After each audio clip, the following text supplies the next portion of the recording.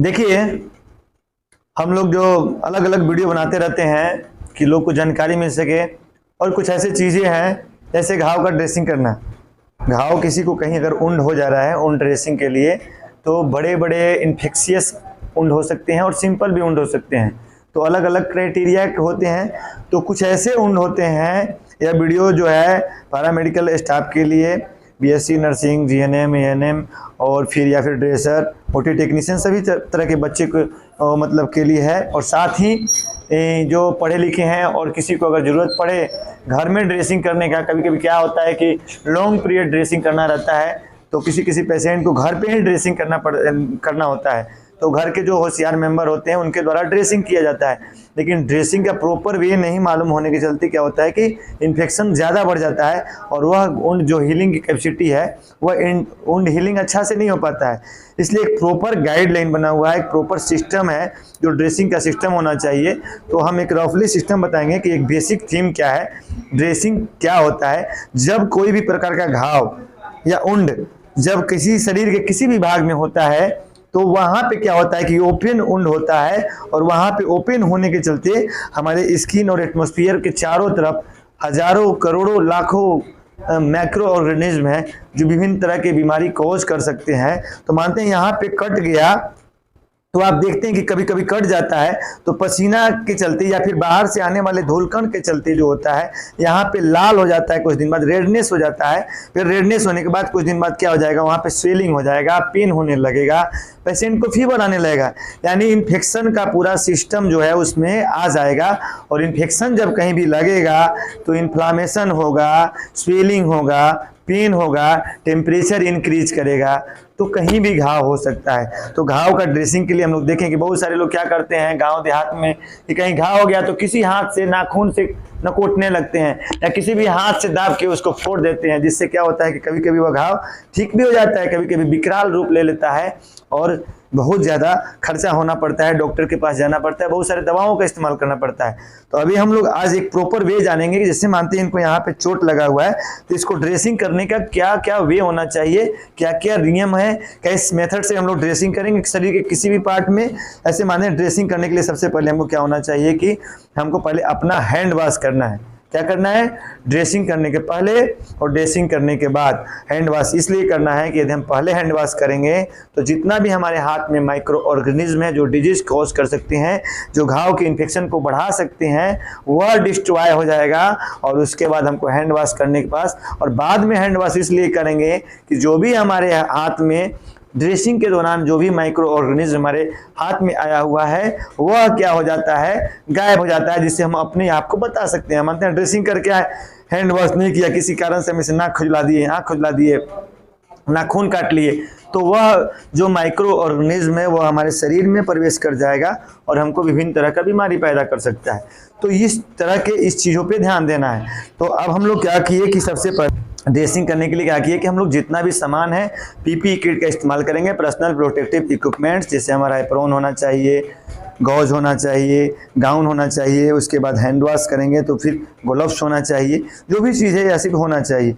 Hand wash करने के बाद हमको क्या करना है कि यदि हम देखेंगे इन्फेक्शियस उंड अगर हम मानते हैं उंड का हम लोग उसको कटिंग करके या फिर एस्पायरेट कर रहे हैं तो हमको यहाँ पे लोकली जाइलोकिन से सूंघ करना पड़ेगा। जाइलोकिन एक दवा होता है जिससे क्या होता है, लोकल एनेस्थेसिया है। अगर हमको यहाँ पे यहाँ काट छाट करना है तो हम लोग क्या करेंगे, इसके अगल बगल में क्या करेंगे, इसको इंजेक्शन से देंगे, जिससे क्या हो जाएगा, यहाँ का जितना भी सेल और टिश्यू है कुछ देर के लिए पैरालाइज्ड हो जाएगा, मतलब सेंसेशन लेस हो जाएगा, और हम वहाँ पर आराम से जितना काम है उतना काम कर सके फिर हम लोग निकल जाएंगे।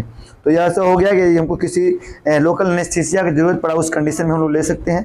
यदि हमको पेशेंट का ड्रेसिंग करना है तो ड्रेसिंग के लिए हमको क्या होना चाहिए, ग्लव्स होना चाहिए। उसके बाद हमको क्या होना चाहिए कि हमारे पास स्पंज होल्डर होना चाहिए। स्पंज होल्डर इसका नाम इसलिए पड़ा, एक दांत के आकार का यह फोरसेप्ट होता है और इसमें जो होता है कॉटन जो है, स्पंज को कॉटन को क्या बोलते हैं, स्पंज बोलते हैं। तो ऐसा लाओ कॉटन लेके आओ।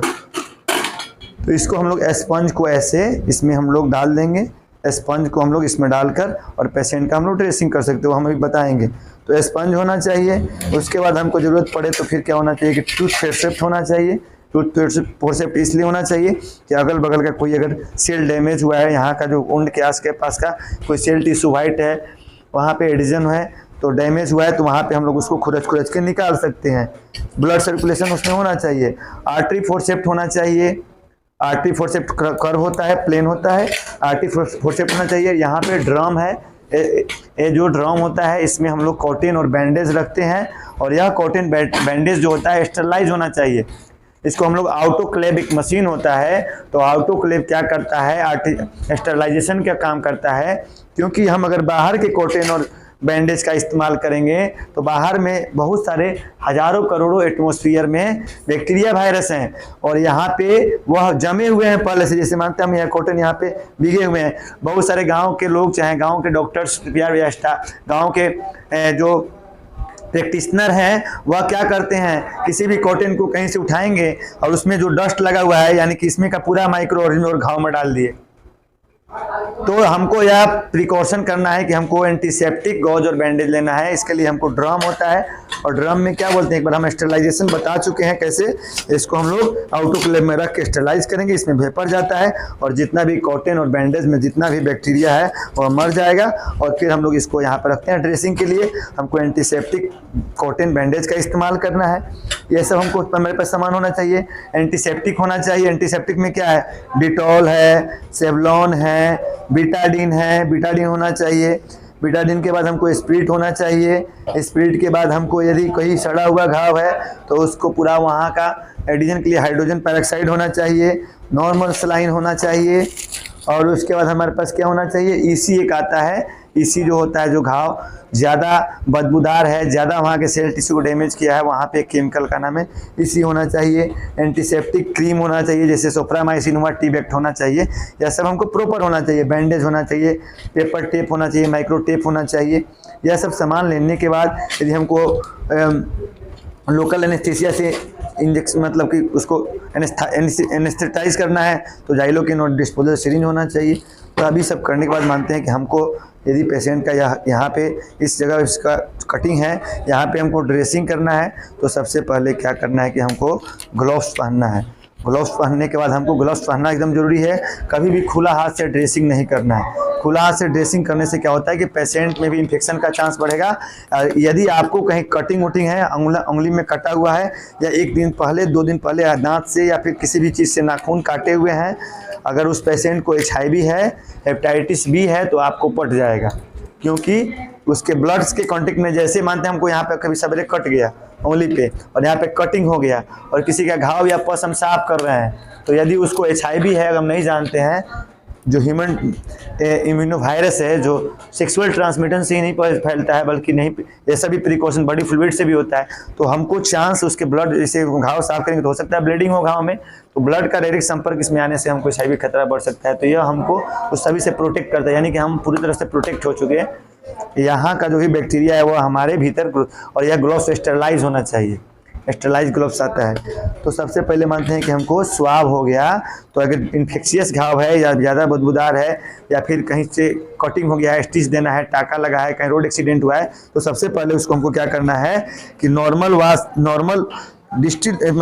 सलाइन से वॉश करना है।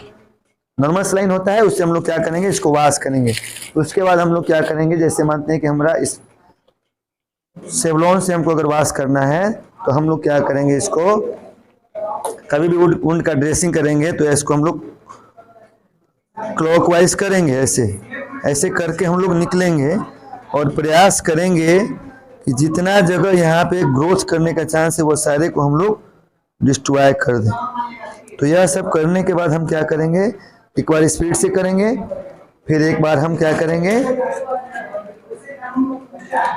हम लोग एक बार क्या करेंगे, स्पीड से करेंगे, ऐसा बोलो हलो नहीं करनी, से करेंगे, बीटाडीन से लास्ट में करेंगे। पहले भी कर सकते हैं, या फिर ज़्यादा इन्फेक्शियस है तो केवल बीटाडीन से करेंगे। बीटाडीन से हम लोग कर लिए। बीटाडीन से इस घाव का हम लोग ड्रेसिंग कर रहे हैं।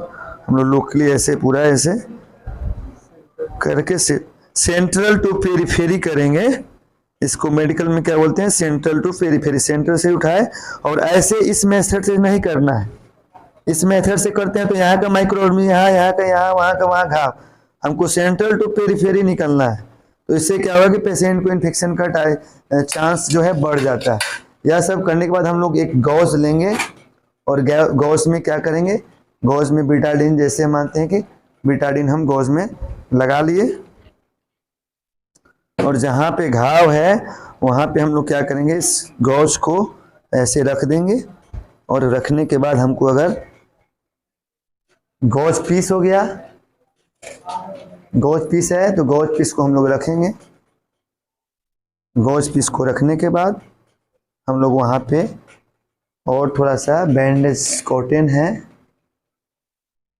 इस कॉटन को हम लोग क्या करेंगे, यहाँ से ऊपर से कर लेंगे कि यहाँ से कुछ पस वगैरह लीकेज होता है तो वह इसमें आ जाएगा।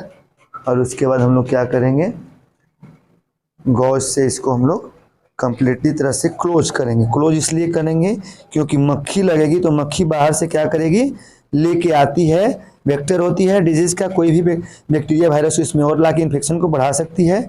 और बाहर से धूल कण भी आता है, उसमें भी माइक्रो ऑर्गेनिज्म होता है। तो यह सब करने के बाद हम लोग क्या करेंगे कि आपको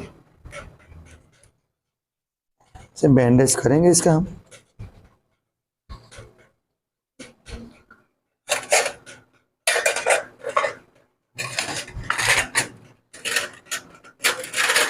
सीजर होता है, इसका नाम सीजर है, तो सीजर भी एक हमको चाहिए। हमको इसी को लॉक करना है, हम क्या कर सकते हैं, ऐसे यहाँ पे इसको हम लॉक कर सकते हैं। ज़्यादा टाइट नहीं बांधना है, ज़्यादा लूज नहीं बांधना है।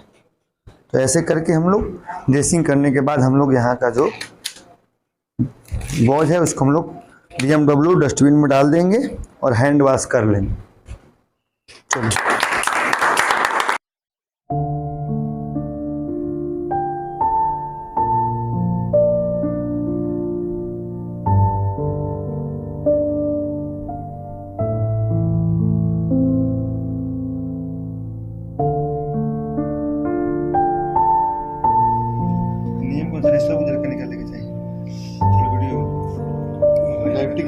डायबिटिक फुट अल्सर जोन बाटे हाई जोन बान भाई ई तो कार्टिलेज इना है नस ई टेंडन ई उहे आगे पीछे करेला उठा के ई से घाव भरते दिखतो होता उनमें भी इन्फेक्शन लग गेल। अब यहाँ कोऑपरेट नहीं कर, जितना ही वाइट वाइट पैच बाटे ई सब हटावल है। ये से जूम करके नहीं है, सीधा इधर करी चलो।